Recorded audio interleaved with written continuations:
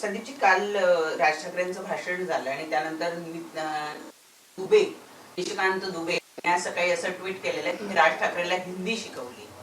राज ठाकरेंना हिंदी येत नव्हती, मी त्यांना हिंदी शिकवली, अशा पद्धतीचं वाक्य त्यांनी ट्विट केलेलं आहे. आणि त्यांचे व्हिडिओ पण राज ठाकरे साहेबांचे व्हिडिओ पण ट्विट केलेला आहे. त्यामध्ये त्यांनी डुबे डुबे के मारेंगे म्हटलेलं आहे, तो ट्विट सुद्धा केला. मला असं वाटतं या लोकांचा मेंदूच गुडघ्यात आहे. मला दुबेंना एक प्रश्न विचारायचा आहे. ज्या वेळेला गुजरातमधनं 20,000 बिहारींना हाकलून दिलं, मारून मारून पळवले, तेवढा दुबे कुठे शेपूट घालून बसले होते? या प्रश्नाचं उत्तर पहिलं दुबेने द्या. मग कोणी कोणाला हिंदी शिकवली तर आम्ही इथे असलेल्या भैयांना मराठी शिकवणार, त्याचं उत्तर देऊ.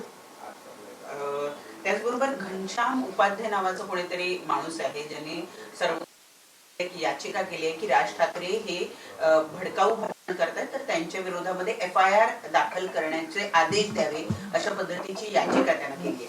माझ्याकडे एक व्हिडिओ आहे कर्नाटक मधला, ज्याच्यामध्ये तुम्ही बघितलं तर 20,000 रिक्षावाल्यांना, बिहारी रिक्षावाल्यांना, 20,000 बिहारी रिक्षावाल्यांना का 2,000 काहीतरी 2,000 बिहारी रिक्षावाल्यांना इथनं हाकलून दिलं.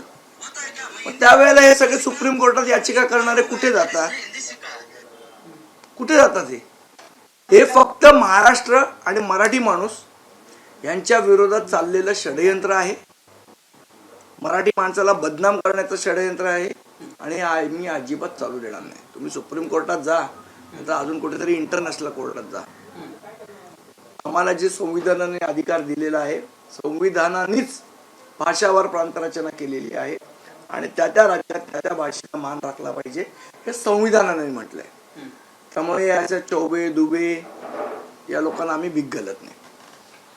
त्याचबरोबर राज ठाकरे यांच्या कार्यसभेनंतर आज नितेश राणे यांनी सुद्धा पत्रकार परिषद घेतली आणि पत्रकार परिषदेमध्ये ते असं म्हणतात की राज ठाकरेंनी मदरसे बंद करावेत, कारण मदरस्यांमध्ये मराठी शिकवली जात नाही.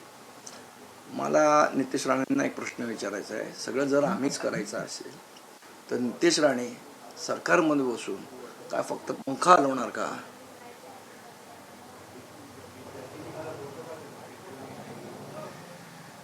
दुसरीकडे त्यांनी असं पण म्हटलेलं आहे की हिंदी भाषेचा शकुनी मामा कोण, असं म्हणत त्यांनी उद्धव ठाकरे यांच्याकडे थोडा त्या विषय चावून चोथा झालेला आहे, त्याचं उत्तर उद्धव ठाकरेंनी दिलेलं आहे आणि मला असं वाटतं मी परत त्या गोष्टीचं उत्तर द्यायची गरज नाही.